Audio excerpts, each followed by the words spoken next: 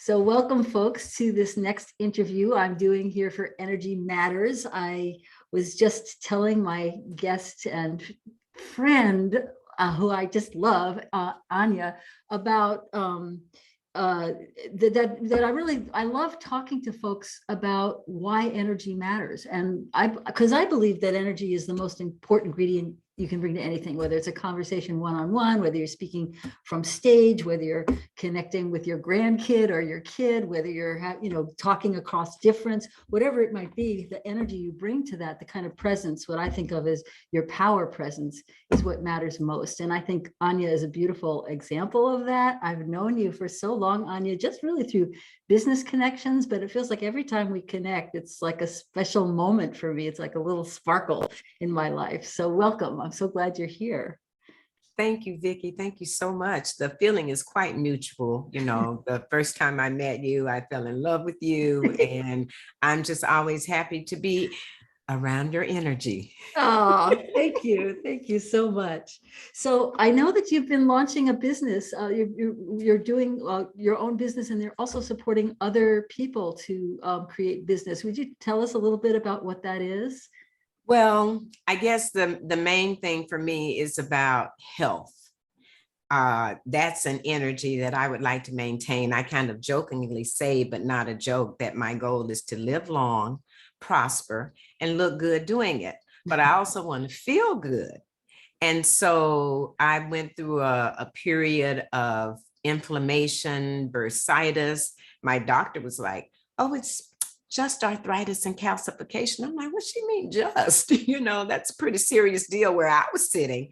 Yeah. And so, I do believe that's another part of the energy thing for me, is that we have the ability to, or our bodies have the ability to heal themselves. Yes. Now, after some years of abuse in what we eat and drink and how we take care of ourselves and get rest and that sort of thing, then not to mention the external stressors, right, of pollution and all these kinds of things that happen in our world, which create stress. Yeah, I mean, when you're saying feel good, you want to feel good, and I was just thinking, and you want to look good, and I was just thinking how those are really inextricable, right? They're kind of the same thing. Exactly, because if you don't feel good, everybody can see it on your face, or the way you walk, the way you move. So anyway, I'm always looking for something that will help me, and I stumbled upon, which I call my fortune, was some water that I think took my body into a homeostasis. And then with the advent of COVID, there was all this, I would like to have people come over every once in a while, but how do we know about the indoor air? And so again, I stumbled upon a wonderful product that is an air purifier that purifies the air, but it also sanitizes the surfaces. And I can remember in the beginning of 2020 when it was always leave the packages outside and, then wipe them down. With Lysol wipes or some kind of organic leave wipe. them outside for days. And I was like, it's a little extreme, because it actually seemed like yesterday I was bringing everything in and then overnight, So anyway, I want to be healthy and safe and be in a safe environment. And so basically my business is about air and water, the things that we cannot survive without. And I always say I invested in my health, because once you do that and you are healthy and you have some vitality and some energy about you, then you can go out and make some more money, Right, because money's energy too, right? So it just kind of comes and goes in its own organic way. And I mean, I gotta say, you are looking so fabulous, and you are radiating so beautifully. So these products, I mean, I've always thought that about you, but I think that these products have boosted you. Is that that's sort of what I'm hearing? They're helpful for sure. I'm a seasonal allergy sufferer. So we have an expression in Buddhism that winter always turns to spring. And then I say, and spring always turns to allergies for me. So, so it takes me into a different kind of winter. But, at least indoors, because a lot of it is really outside. And another thing about the air purification was that I felt like I was just allergic to something in my home, which was probably like dust and all those things. I went through some eye challenges. My husband had a stroke in, I think it was 2020. And then I had an eye surgery that I hadn't planned on having. And then that same eye wound up having to have another surgery that had me pretty much bedridden for a couple of months. And So so let me, before you go on, just tell yes. me how did you, I know that you're not just working with body health, but that you work a lot with spiritual, mental, emotional health too.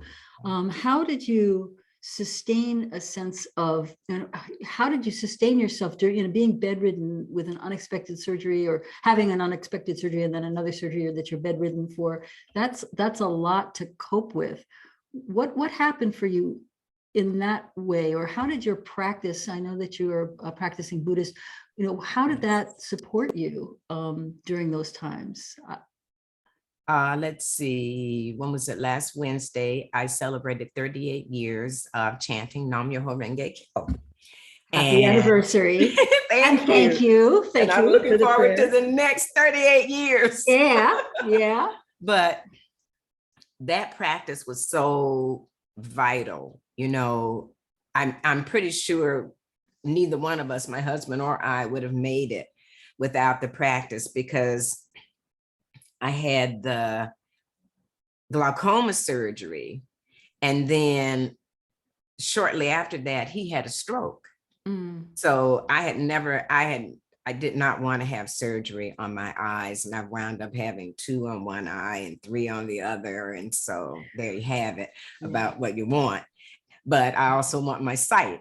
And then that eye turned around and became a tear in my retina. So at this time, my husband is on a walker. And our fortune, I feel like so many things, Vicki, being in the right place at the right time. I call it being in rhythm with the rhythm of the universe. And I love being in rhythm. And the rhythm was that our 19-year-old granddaughter was here. She had come for a visit, and everybody loves California, so she wanted to stay. And so she was here with us. And when all those things happened, especially with the retinal detachment or tear, I was fortunate. I know people who have had to be face down for months with this. My doctor told me, you can lay on your right side and you can sit up. So basically, those were the things I did. I moved, I told my husband, we're going to have help. He goes, no, if Reese can help us, then I think she and I can manage. And when I called him to tell him about the tear in my retina, he went from a walker to a cane. Wow. So by the time I came home, he was using the cane, because he's like, I'm tired of being an invalid. And so I said he was in the accelerator class. Yeah, well, I'm very motivated by wanting to be there for you. So absolutely, that's a statement about your relationship too. Well, we've been together for 34 years. So yes. But I kind of moved myself into the living room where I could lay on the couch, which allowed me to only lay on my right side. There was no turning that I would have to worry about doing. And I was in front of my Buddhist altar. And I was like, leave the doors open. And as I call it, the midnight hour daimoku, I could chant daimoku, Nam Myoho Renge Kyo, whenever I wanted. So a lot of times I'd have it playing on YouTube so I could just hear it. So for people who aren't familiar with those chants, would you tell us a little bit about what they mean and what the effect is, the purpose? Well, the Nam Myoho Renge Kyo is a mantra that basically Myoho Renge Kyo is the title of the Lotus Sutra. And a 13th century priest, Nichiren Daishonin, who started his education as a youth around 12 or 13 and went to the temple. And that's how children in 13th century Japan were able to be educated. and he studied all of the sutras. And one of the things that really perplexed him was the fact that if Buddhism is so great and is so encompassing, why is so much happening around him? You know, the famine, you know, the bodies in the street, the turmoil, the war, all these things happening. And he's like, this can't be right. So it really compelled him as a young man, like, what's the correct teaching? What do we do? So all his studies led him to the Lotus Sutra. And that's when he began to realize that it was the highest teaching of historical Buddha. And the Lotus Sutra says that everyone has the Buddha nature within, no matter how, as I say, dastardly we behave, we still have this beautiful Buddha nature inside us. That I just have to, I would say, that reminds me of this story when I was working on my book. One of my students told me that his partner at one point was a midwife. We went to her house to pick her up. She had just delivered a baby. He looked down at the baby. He said, "This baby looks just like a baby Buddha." Her response was, "All babies are baby Buddhas." You know, and I really that story has influenced me, and it just that's what it sounds like. As you know, of course, in the system that I come from, and in Taoism, lotus is also a very, very potent symbol. I guess it probably in many different systems in Asia, especially. Right. And part of it is that ability to transform the mud into something that is nourishing, not only nourishing but radiant. Right. So yeah. It's like a beautiful fertilizer type elixir, right? Exactly. And that is the beauty of the Lotus Sutra, because in the Nam Myoho Renge Kyo, Nam is a word that Nichiren added. It's devotion. So, and then Myoho is mystic law. Renge is cause and effect, but it's symbolized by the lotus flower because it's the only plant in the plant kingdom that blossoms and seeds at the same time, which represents the simultaneity of cause and effect. We make a cause, we create the effect. It might not happen at the same time, but we made a cause through our thoughts, our words, and our actions.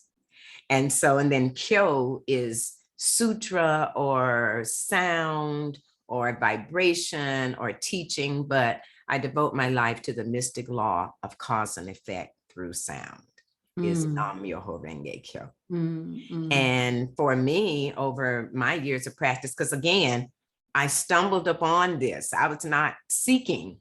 I was seeking something, but I didn't know what it was. I knew I needed something spiritual in my life, but because I was trying to also manifest what my oldest daughter needed, I found myself in a situation with very little money, and I had the need for something that I thought cost quite a bit of money.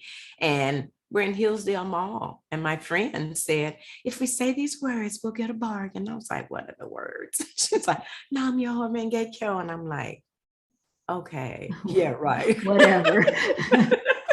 And I remember walking in that mall saying those words with her and thinking, I'm really humoring her. What is this?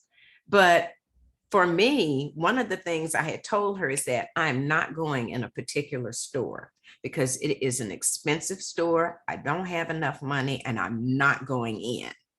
So when we get to that store and the thing that I wanted for my daughter is hanging at the threshold of the mall and the store, and it's marked down from $139 to $39. And so, and it was a leather jacket. We were new to California. My daughter didn't want to come. I'm feeling bad as a mom because I have to bring her with me. And all her little extended family cousins are getting these leather jackets, and I have $200 to my name. So, you know, I'm like, I can't go in this high ass store. Anyway, when I asked the sales lady, why is it so cheap? And she goes, I don't know. My boss just told me to mark them down and move them right here. Okay, there's a synchronicity you just cannot ignore. You cannot ignore, right? I would have been stupid to say that was not for me. In fact, I said, that was for me. I knew it so clearly. Why would she move them from way somewhere else in the store and mark them down to almost nothing and move them there? That was me. That was my prayer.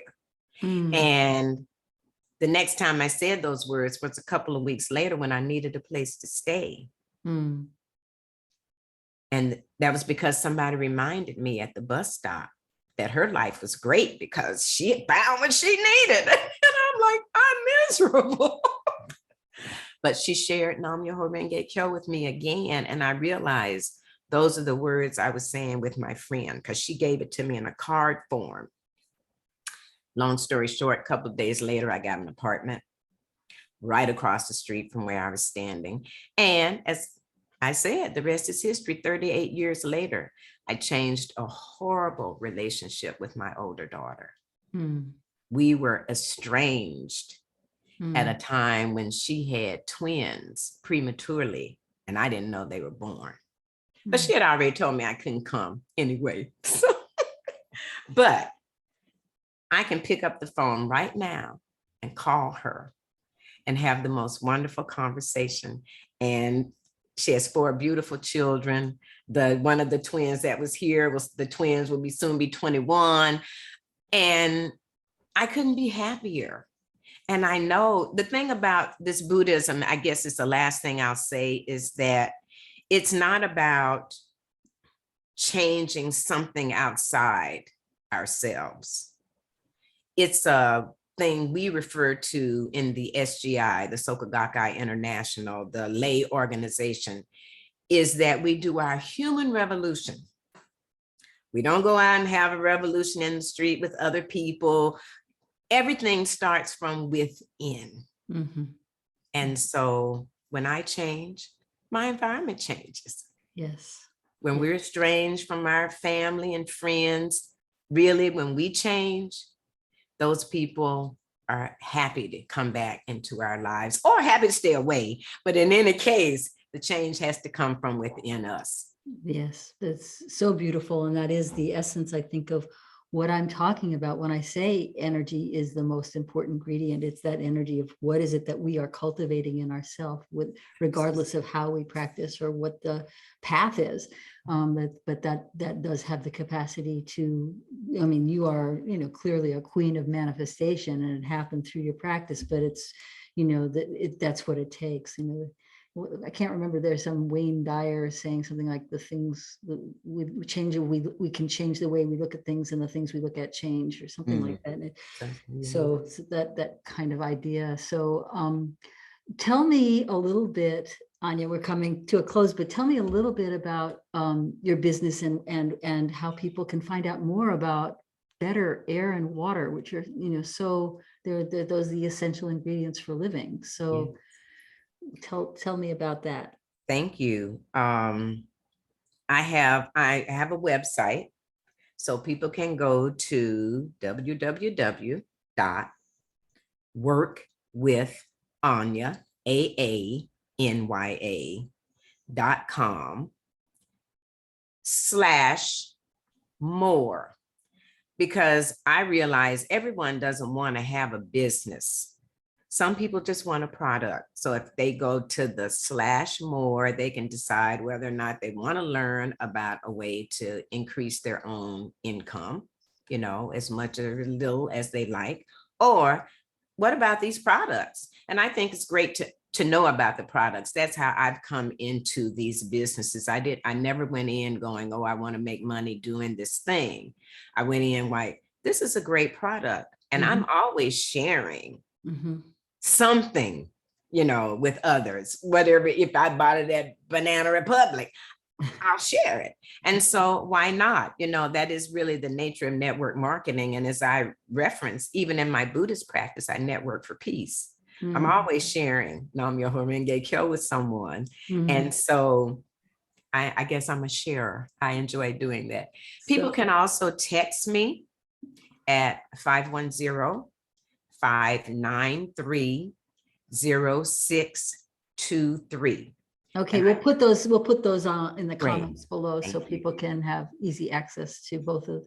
That's very generous to offer. Thank you, Vicki. It's very generous of you. I appreciate it. And if I have time, one more thing I'd like to share is that I have also in the last year undertaken a Tao healing hands practice Oh, that I am loving and finding extremely fascinating. This idea that everything